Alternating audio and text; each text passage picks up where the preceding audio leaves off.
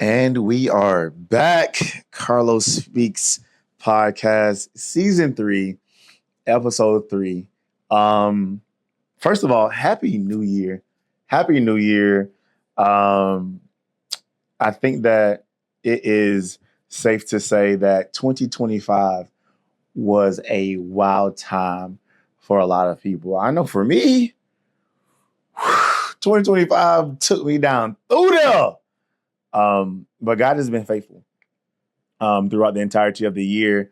Had some major life changes that were nothing less than the faithfulness and the grace of God that He's so mercifully given me. So I thank God that I survived 2025 at my church at the Life Center, Texas.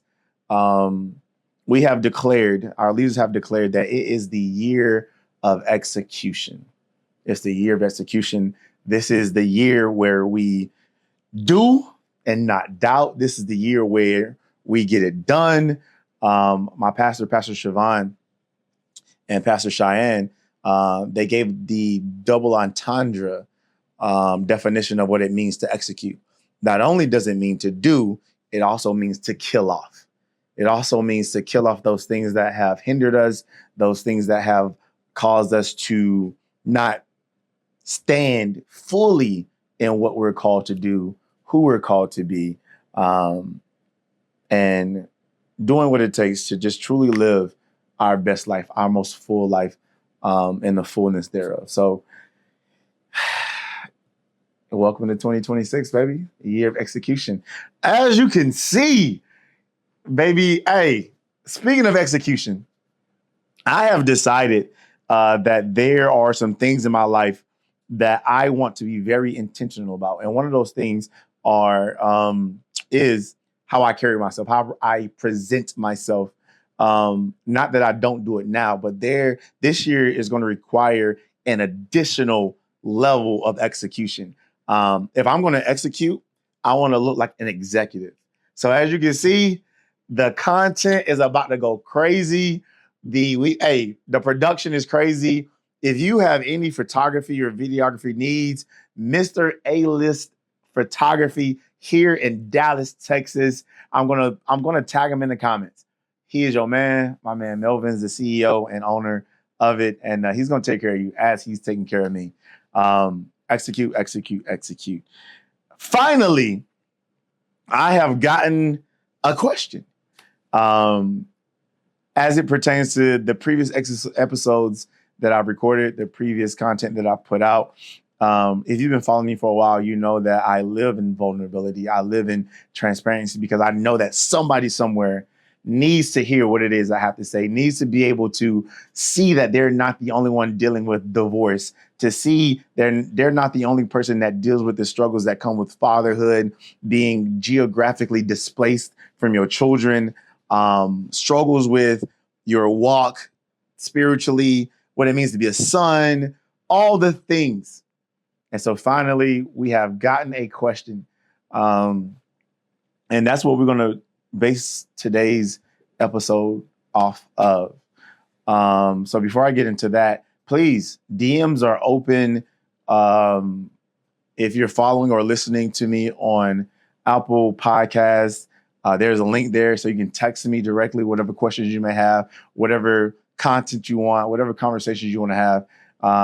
Carlos Speaks Podcast is an open platform for anything that we want to talk about, anything that we want to bring to the forefront and discuss in a safe way. That brings us to today's episode, what it means to move on. The DM that I got was from somebody who is going through divorce, a husband actually. And his question was framed in the premise of, you're twice divorced and you seem to be in a really good place.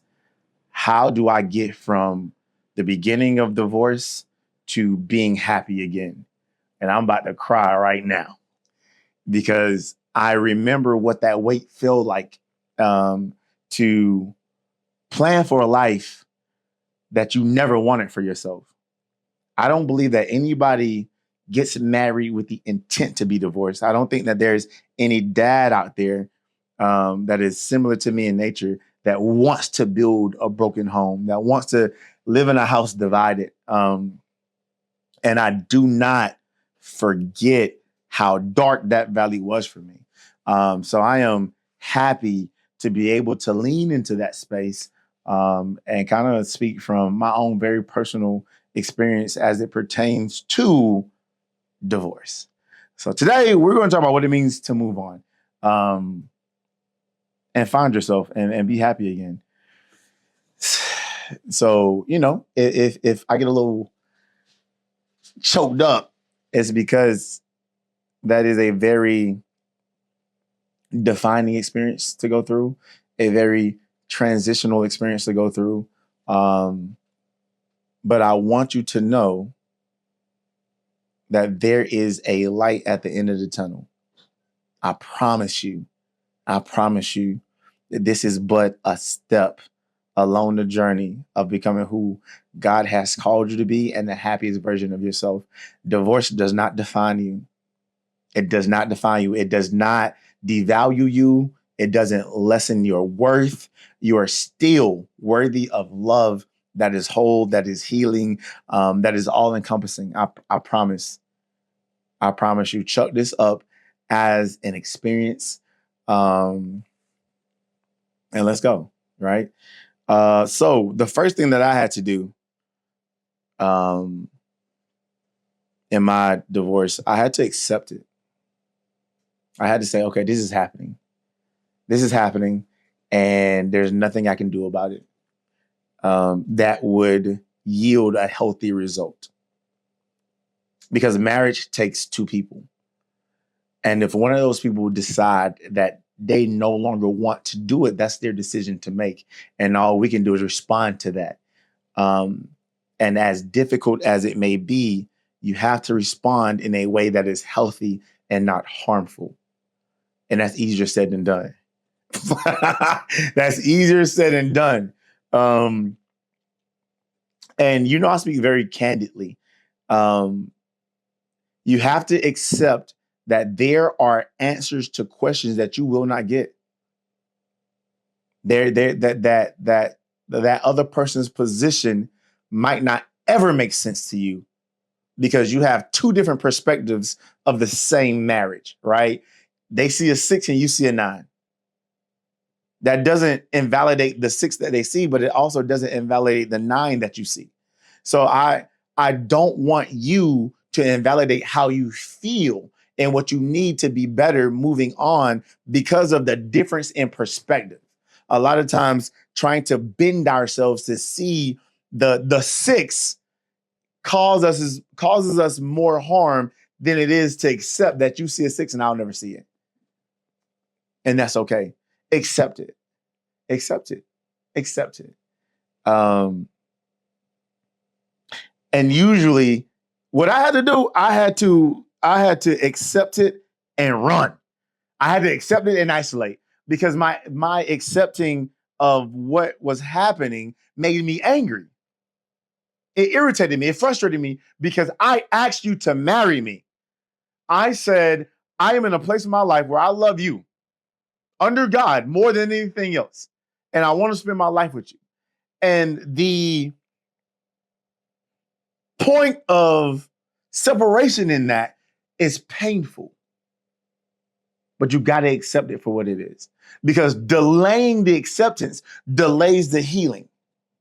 Delaying the acceptance says that, all right, cool, I'm not going to accept that this is my reality. I'm going to pretend like it doesn't exist. I'm not going to read those papers. I'm going to put it off. No, it's not real. You're doing yourself a disservice and you're doing yourself more harm than good because the longer you ignore a problem, the worse the symptoms get. It's like cancer. The sooner you find it, the sooner you can respond to it in a way that's going to leave you in a more healthy position than if you don't. Accept it. Accept it. And you got to say it is what it is and you got to mean that. Now, I think the second thing for me was very difficult. It was accountability. Oh, that feels strange coming out my mouth today. And granted, I've been divorced since October 1st, 2020. Accountability says, were there things that I contributed to this outcome? Was I the best husband I could be? All the time. Did I extend grace? All the time. Was I loving? All the time. Was I understanding? All the time. Would I have been happy to be married to me? That's accountability, and it don't feel good because the answer we want to say automatically is yes. I was an amazing husband. I was an amazing partner. And the reality of the situation is that we're human. And that there are times in our lives and our marriages and relationships where we are not our best selves. And we have to be aware of that. Because if we are operating in the ignorance of our humanity, then we're hurting people while we are believing we're helping them. Right? And hurting somebody doesn't necessarily mean physical abuse. It doesn't mean you cussing them out. Are you giving them the cold shoulder? Are you isolating them? Are you intentionally starving them of their love language? What are you doing that could be detrimental to the healthiness of the marriage? And just because it's not explosive, it's not aggressive or abrasive, it does not mean that it is healthy. You know that girl like to cuddle at night. You mad, you gonna let her sleep on that side of the bed by herself. There is somebody who said something recently, and it said that space gives way to imagination. That's good. That's good. Space. And it doesn't have to be physical space. Are you creating emotional distance in your marriage? Physical distance. You're not as touchy because you're mad. And one thing that I had to learn in myself, because I do believe I'm called to be a good husband. And one thing that I had to learn is I had to zoom out and say, okay, I can feel. I can still be loving in spite of my frustrations. I still can be loving despite the fact that I feel offended, that I'm angry. And very often, all that takes is to have a sentence. Hey, look, I am feeling angry. I'm feeling frustrated. I still love you. I'm not leaving you. But I need to run to this gym real quick and put my hands on some weights. And when I get back, we can talk. We can try it again. Because I want to understand you. I want to understand where you're coming from. I want to understand your perspective. And if that wasn't the case more often than not, can I, as a man, say I didn't do my very best as a husband? And having to say that in the face of somebody saying they don't want to be with you. Because offense says, I'm the best thing you ever had in your life. Accountability says, maybe I wasn't. And these are the circumstances and places and spaces where I didn't extend grace. Did I create an environment where she felt safe enough to give, to be, to exist? Or did I quietly contribute to a war zone and she felt like she had to fight? Maybe that's why she was masculine all the time. Maybe that's why y'all bump heads all the time. Maybe that's why she never felt like a girl, because you made her feel like a man because y'all bumping heads all the time. And these are questions that I had to sit quietly and ask myself and honestly answer. I used to be a recruiter while I was married. I used to go out and ask people all day if they want to join the military. I had a word count, 1,000 words, for example. And when I got home, I didn't want to talk no more. How fair was that to her when all she want to do is hear about my day?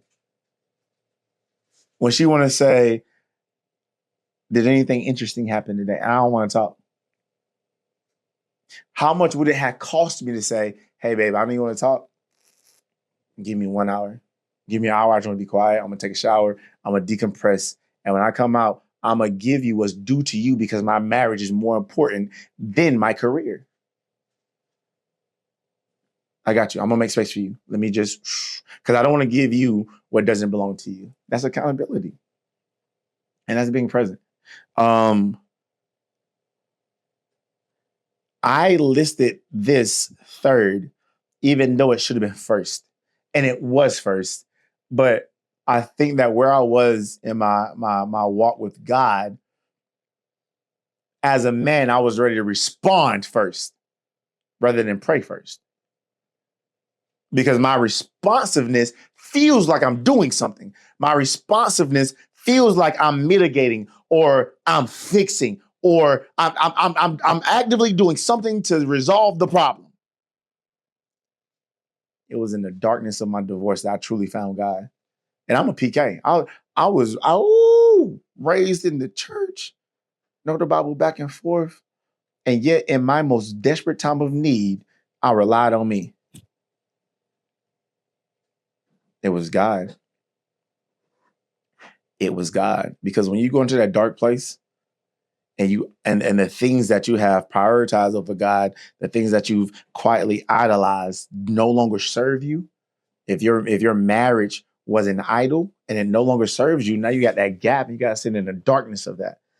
And God met me there. Woo, I will never forget. It was New Year's night. January 2018. I left church service the night before, and I was laying in my bed, and I was in a very, very dark space because this was not my first divorce. It was my second. So what do you do when you are failing again as a husband? And coming from church culture, first of all, divorce is a no-no 2 times. So dealing with the shame associated with that.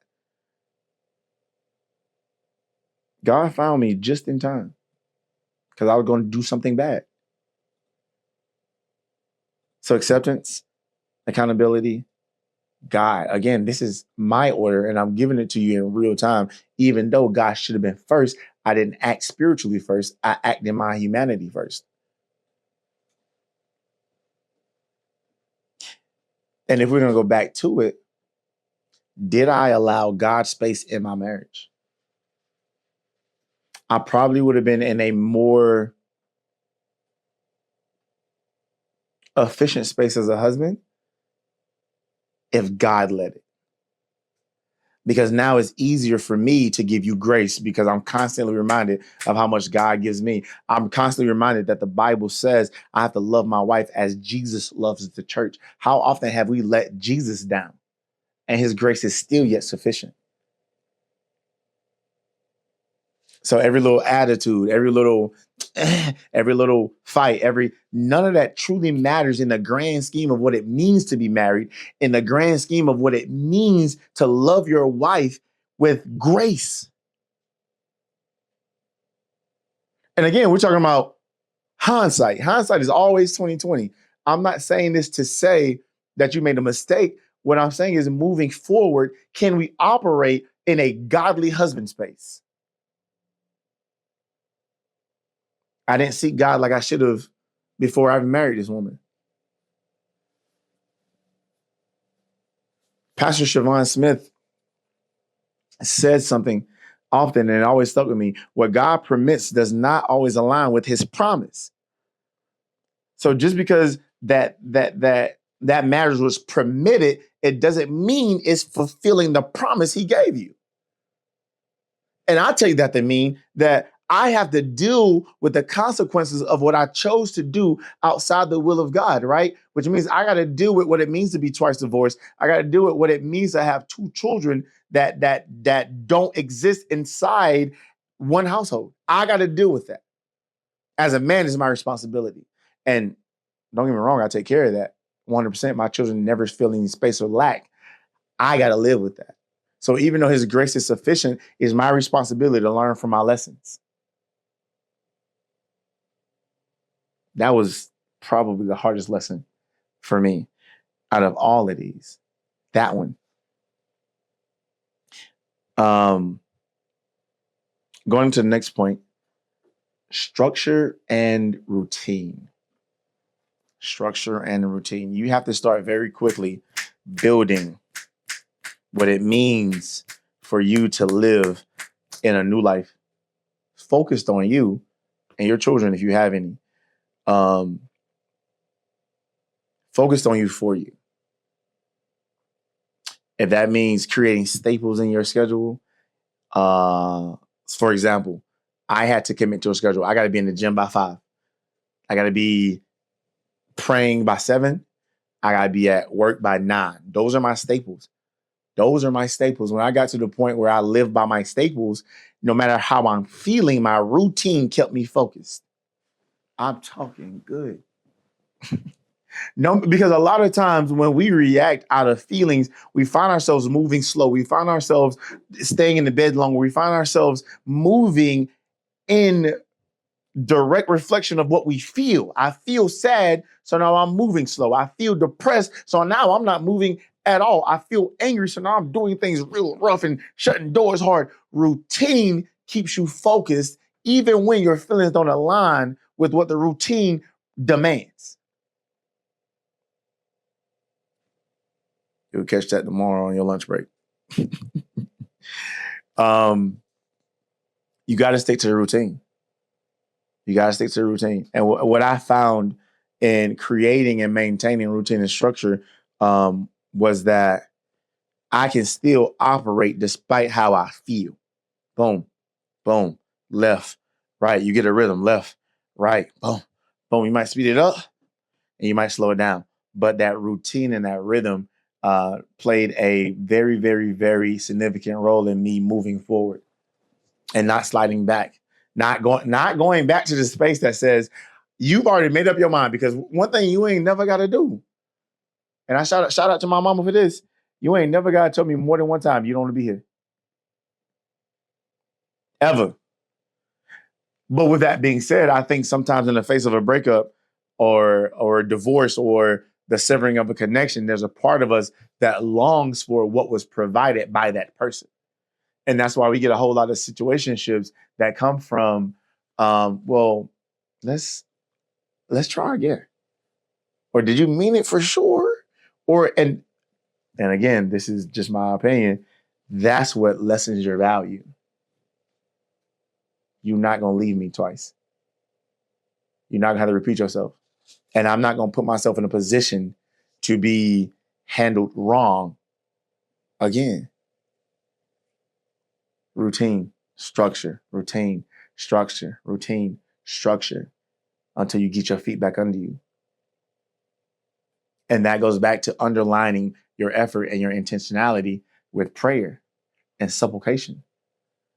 The Bible says that there is no temptation that is uncommon among mankind. So even when you're tempted to go back to that situation, the way of escape is structure, routine, structure, routine. It's been my experience that when I get that emotion and I do something productive, I don't have that emotion. I don't feel that. It's dissolved. Structure, routine. Which leads into my next point, which is intentionality. You have to be intentional. You have to choose it. You have to choose to move on. You have to choose to be better. And you have to choose to move in the direction of what it means to heal. And it's from intentionality that we do things that contribute to our healing. That's where we go to therapy. That's where we commit to church, to relationship. It's the intentionality that drives the boat through the ocean of healing. Write that down because that was good. Intentionality drives the boat through the ocean of healing.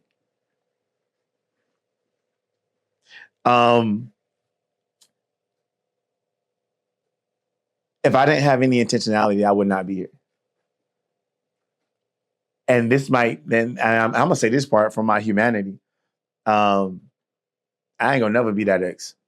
I ain't going to never be that ex. Hey, baby, if we used to talk, you going to look back at me and I'm never going to let you find me where you left me.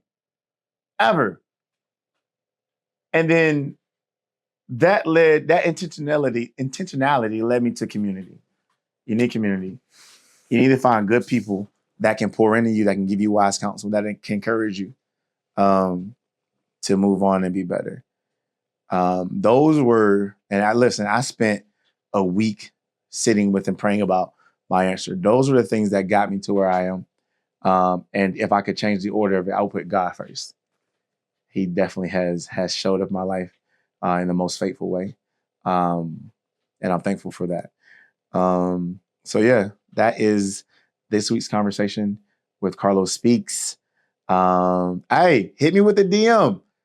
I have nothing. There is nothing that brings me more joy and fulfillment than to share my experiences and encourage other people through my experiences, because I know that God didn't do this for me to keep it to myself. So I'll see y'all next week on episode 4 of Carlos Speaks. If there's anything here, any gem at all that has encouraged you, that has inspired you, that has given you the opportunity to scroll out, be better, and move differently, do me a favor, subscribe, like, and share the content with somebody so they can end up in the same spot as you and begin bettering themselves.